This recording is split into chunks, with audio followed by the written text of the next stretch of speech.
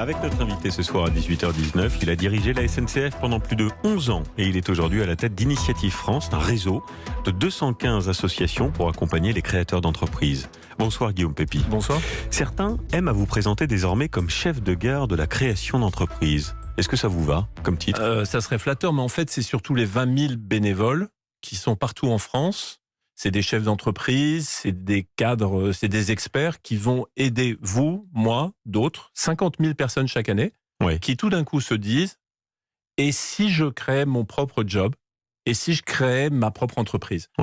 Et donc, c'est pas quelque chose d'exceptionnel. C'est 50 000 fois en France chaque année des gens qui franchissent le pas. Alors, on va rentrer dans le détail de cette nouvelle mission qui vous a été confiée. Avant d'évoquer cela, je voudrais votre réaction sur ce qui se passe en ce moment à Béthune, chez Bridgestone. Est-ce que vous partagez l'idée du gouvernement et des élus qui qualifient les patrons de l'entreprise de voyous parce qu'ils n'ont pas tenu leurs promesses d'investissement ? Non, mais je pense que les insultes genre voyou, ça avance à rien, mais objectivement, c'est une situation qui est complètement scandaleuse, une situation anormale et tout le monde a raison de réagir. Les entreprises aujourd'hui, elles ont une responsabilité, c'est de faire des bénéfices pour continuer à se développer et puis rémunérer les actionnaires. Mais aujourd'hui, elles ont une responsabilité territoriale parce qu'elles sont les acteurs de l'emploi sur le territoire et elles ont une responsabilité sociétale. Et donc là, on est complètement à 180 degrés de tout ça et je pense que les réactions sont légitimes. Mais vous seriez favorable, par exemple, à l'interdiction des fermetures de sites, d'usines, comme le disent certains dans le débat public, où vous dites c'est une mauvaise idée parce que ça envoie un mauvais signal aux investisseurs, comme le dit le MEDEF. Les lois comme ça n'a jamais rien résolu. D'ailleurs, le bon sens populaire le dit. Des lois, il y en a eu des dizaines, ça n'a jamais empêché ce genre d'opération. Non.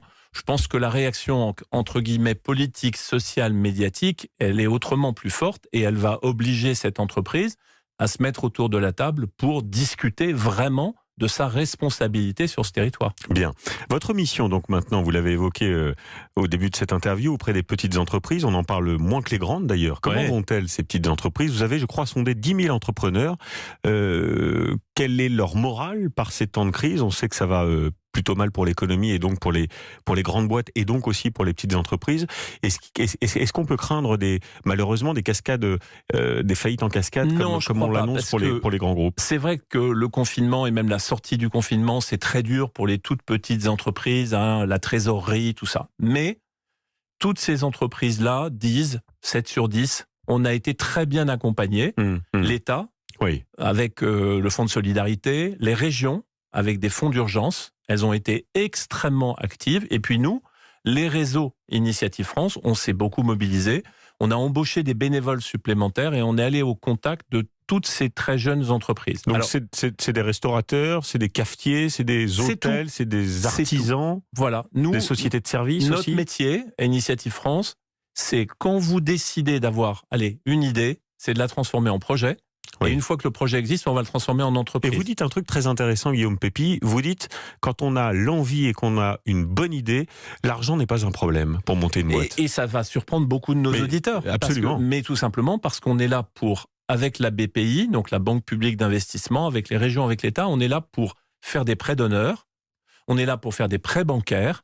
Et une fois que ces prêts sont accordés, et ils sont accordés avec beaucoup de bienveillance, pas tous les projets. Un projet qui ne tient pas la route, ça ne sert à rien de prêter de l'argent. Mais une fois que le projet a reçu le prêt, on est là pendant 3 ans ou 5 ans avec des bénévoles qui vont être votre parrain, votre marraine et qui vont accompagner votre entreprise tout au long de sa croissance. Et vous dites c'est le bon moment en ce moment pour monter une boîte malgré la crise et le contexte ? parce que regardez un seul chiffre. Les jeunes qui sortent du système universitaire ou scolaire, il y a moins 40% d'offres d'emploi. Alors, tout le monde ne va pas créer sa propre entreprise. Mais combien il y a de gens qui, aujourd'hui, dans la société française, se disent, tu sais, j'ai une idée.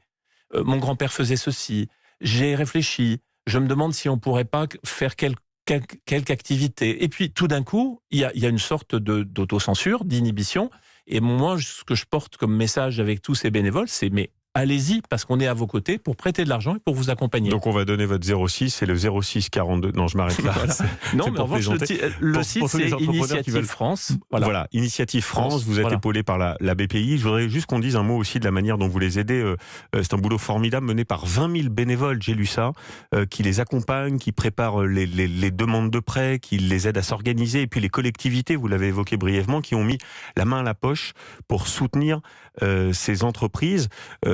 C'est tout un pays qui se met aussi au service de ces petits entrepreneurs. Mais c'est monsieur et madame tout le monde d'une certaine manière. Absolument. Et on vit avec l'idée reçue, qui est complètement fausse, que les Français n'aimeraient pas l'entreprise et qu'au fond, ils n'aimeraient pas entreprendre parce que entreprendre, ça comporte des risques. Mais non, c'est la plus belle des aventures professionnelles.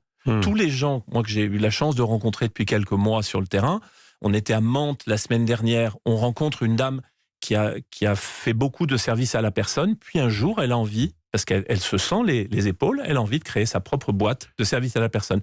Et au début, elle sera toute seule. Mais elle dit, mais dans 3 mois ou dans 6 mois, je vais pouvoir créer mon premier emploi dans les services à la personne. Bon, c'est des aventures personnelles et professionnelles. Et hyper gratifiant, j'imagine. Génial. Vous avez aidé à créer, je crois, 50 000 emplois l'an passé, en 2019. Avec la crise, quel sera le nombre de créations cette année ou de destructions? Non, il faut faire plus. Oui. Il faut faire plus parce que c'est pas assez connu. Si nous, on a une faiblesse, c'est que l'existence de ces réseaux de soutien, d'accompagnement n'est pas assez connu en France. On a l'impression que les jeunes vont être les jeunes entrepreneurs, qui ne sont pas tous jeunes, mais ces futurs entrepreneurs, on a l'impression qu'ils vont être seuls. Ils ne sont pas seuls. Il y a partout des associations qui sont là pour aider. Et l'objectif, moi, que j'ai envie de fixer, c'est de dire, allez, 2 fois plus d'ici 3 ou 5 ans. Parce qu'il y a le potentiel pour ça. Et la transformation de l'économie, c'est-à-dire plus d'écologie, plus de digital, plus de services de proximité, c'est des occasions incroyables de créer des nouveaux emplois. Guillaume Pépi, je sais que vous avez un devoir de réserve par rapport, en tout cas vous l'appliquez par rapport à... Oui, on va le faire jouer là. Vous ne connaissez pas ma question, mais vous allez voir, vous allez sans doute pouvoir répondre. Après 11 ans, même un peu plus, passé à la tête de la SNCF, une grande aventure, tout le monde a découvert votre visage aussi à cette occasion-là. Est-ce que vous avez eu un coup de blues, le vertige de l'après ? Depuis que vous avez quitté, ça fera presque 1 an dans quelques semaines. À aucun moment, parce qu'en fait, moi j'avais pris ma décision de ne pas prendre un 3e mandat, je l'avais prise 1 an et demi à l'avance, je l'avais d'ailleurs dit sur Europe 1, c'était avec Emmanuel Dutheil, et donc j'ai réfléchi à la vie d'après, et la vie d'après pour moi, c'est aider des entreprises, c'est aider l'entrepreneuriat, donc j'ai juste changé de casquette, et je suis passé de quelque chose de très gros à des aventures qui sont des aventures... de jeunes ou de moins jeunes qui se jettent à l'eau pour créer leur boîte. Et il paraît que vous avez quand même gardé cette proximité, il paraît que vous payez le café à tous les contrôleurs quand vous montez dans un train. C'est des mensonges pas vrais. C'est des mensonges pas vrais. Je paye le café à qui je veux. Voilà. Mais vous savez, l'aventure entrepreneuriale, aujourd'hui, le fait de se dire, en moi j'ai une idée, ça va être un projet, ce projet ça va être une entreprise, et cette entreprise va créer des emplois, je le ressens profondément, c'est la plus belle des aventures professionnelles. Juste un dernier mot pour finir sur la SNCF. Le groupe va lancer un TGV low cost en Espagne le 15 mars. Première liaison opérationnelle entre, on le disait dans le journal, entre Madrid, Saragosse et Barcelone.